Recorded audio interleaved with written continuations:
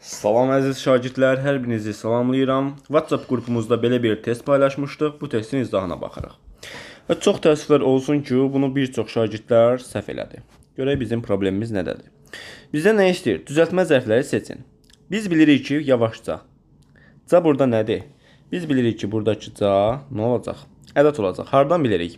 Demişik ki, isim, sifət, say, üstəgəl ca bərabərdir nəyə? Bərabərdir ədata. Buradakı ca olur ədad. Sifət üstə cad da yavaş-yavaş ca. Deməli nədir? Ədaddır. Düzəltmə zərf deyil. Biri çıx. Biri çıx. Demişdim amma o zaman zərf olur ki, dil adı plus ca olduğunda olur zərf. Zərf. Buna bir nümunə yazaq. Türkçə. Türkçənin dil adın. C artırdım. Buradakı oldu nə? C. Yeganə canın zərf yaratma variantı budur. Dil adı plus C bərabərdir zərf yaratır. Türkçə, ingiliscə, almanca, fiso. Bunu bildik. Bax, çoxdan leksik şəkildə zərf düzəldən və düzəltmə zərfdir. İkini götürdüm.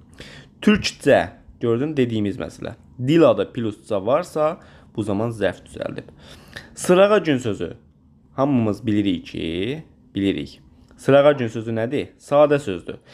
Dakı ki şəkilçisi nə yaradır? Dakı ki şəkilçisi demişəm ki, sifət yaradır yalnız. Sənə lazım olan budur. Yəni dərinliyin bilmək istəyirsənsə ki şəkilçisi isim yaradır bizimki sənə, amma sənə lazım deyil. Sənə lazım olan odur ki, dakı ki şəkilçisi yalnız sifət yaradır. Sən bunu belə yadda saxla. Sənə yəni başqa şey lazım deyil. Lazım olan variantını deyirəm ki, dakı ki ancaq sifət yaradır. Belə yadda saxla geçsin. Sırağa gün sözü sadədir. 2 artırdın. Düzəltmə oldu. Amma düzəltmə zərf olmadı. Düzəltmə sifət oldu.